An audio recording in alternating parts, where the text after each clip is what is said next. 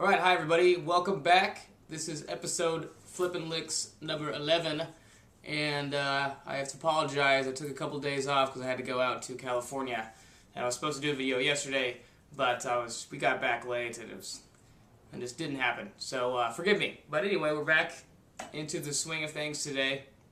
We're picking up where we left off, and we are on 110 beats per minute for our two licks. So let's just go right to that. So we'll start off with our Zach Wild A minor pentatonic lick. Okay, so we're at 110 beats per minute, so now we're 30 beats faster than when we started. So make us progress. Alright, so let's see how we can do today. You guys ready? Let's do it. 1,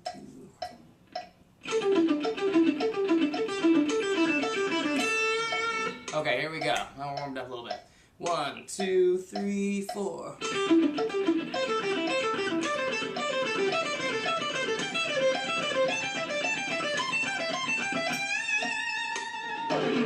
Okay, let's try it again. Going to try to do some more palm kneading with it. I have trouble with that today. Let's give it a shot. 1, 2, 3, 4.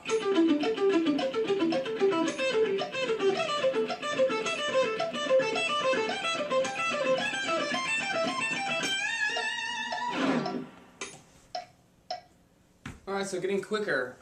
One thing I've kind of been doing with that lick lately is I'm really trying to focus on the shifting of the boxes. So I'm just kind of going up and down and just trying to spin one beat or 4 16th notes in each box. So we're doing 4 notes in each box and just switching from there. So.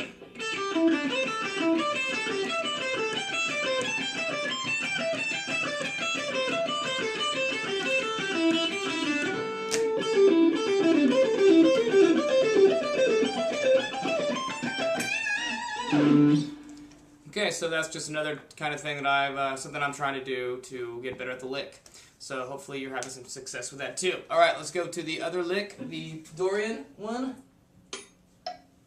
at 110 beats per minute. So let's start in E, and I'm probably just going to bounce it around to a few different keys. Actually, let's try this today. I'm just going to move up 1 fret. This is another way that I like going up the neck or playing one lick all over the neck, is just moving 1 fret, excuse me, up at a time. So let's start in the key of A. Okay, so on the 5th fret, this position too, right here. Okay, let's do it. 1, 2, 3, 4.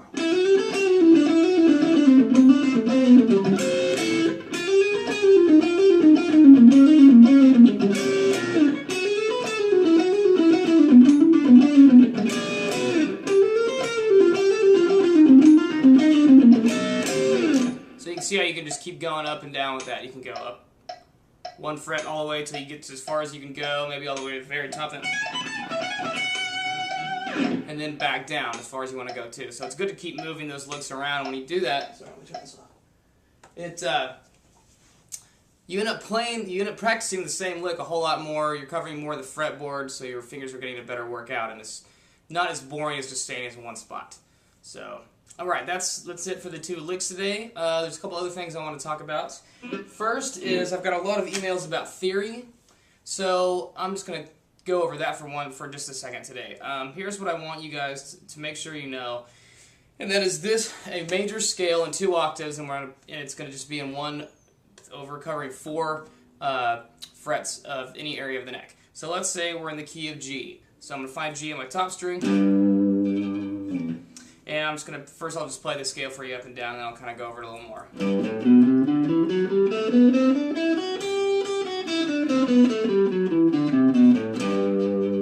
Okay, so for anybody out there that's trying to get better at the theory, and any guitar player should know this, you want to learn that 2 octave scale. So there's 7 notes in the major scale, so let's go through them, and we're going to count this time.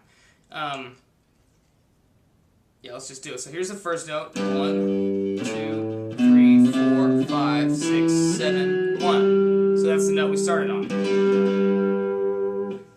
Okay, so from there, 1, 2, 3, 4, 5, 6, 7,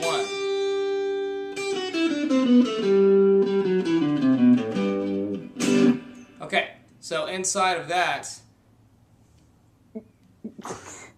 my little helper, our new puppy, Rocky, might be in the background, so the cuteness is what we like to call them sometimes. So just kind of keep paying attention to the lesson.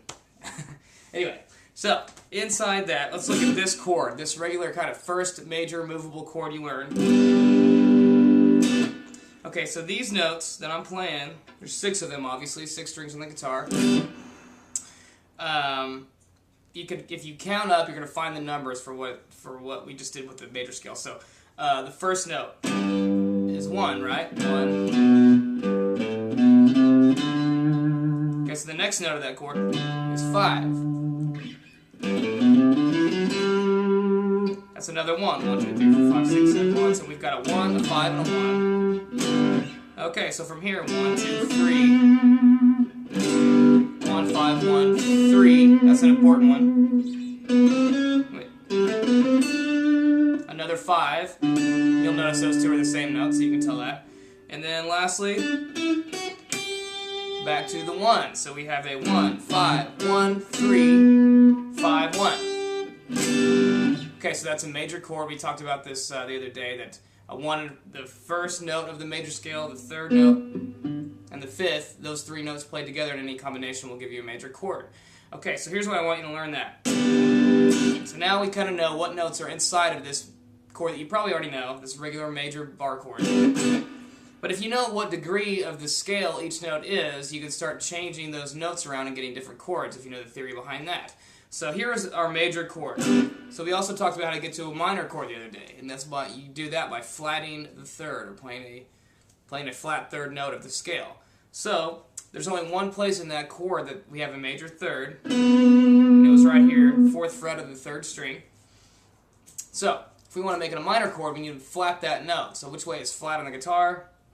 This way. If you make the string longer, holding it back a fret, you're going to have your pitch go down half step, or making it a flat third. Okay, so what does that sound like now? So we still have all the other notes stay the same. And also, side note, those notes played without a third in it, which makes it a 5 chord. So that would be a G5 or a power chord. So those 2 notes right there, that makes a G5 power chord. Okay, so anyway, so back to our third. Major to minor. Haunting, but beautiful. So anyway, so now we've got to a minor chord. Alright, so now let's look at how to get to another thing by just changing the note on our 3rd string. And you also might think about the E chords you probably learned when you first started playing guitar. You got an E major, and how do you get to an E minor? So what happened right there? The note that was your major third, flat, minor third. Okay, so what if we wanted to make what's called a suspended 4th chord?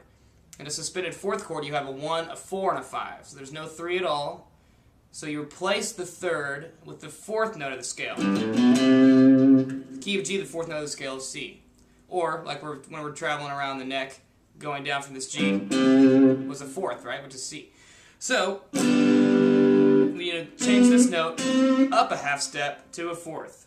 So you can play it like this, and now you have a suspended 4th chord. It's kind of up in the air, questionable, I don't know what to call it. Back to, resolves very well back to the 3rd. So you could have a whole song based on one chord and just travel around the notes on the 3rd string if you're playing off root on the 6th string note. And you could have a kind of a progression that's 3rd, minor 3rd, sus4, back to 3rd. Okay, so I guess that's all the time we have for today, so I hope that helped you some. You can also figure this stuff out in the other open string positions. We just don't have time to talk about it today. So anyway, go over that. Make sure you learn that 2-octave major scale. And thanks for hanging in there with me. And we'll come back tomorrow. Take it easy. Later.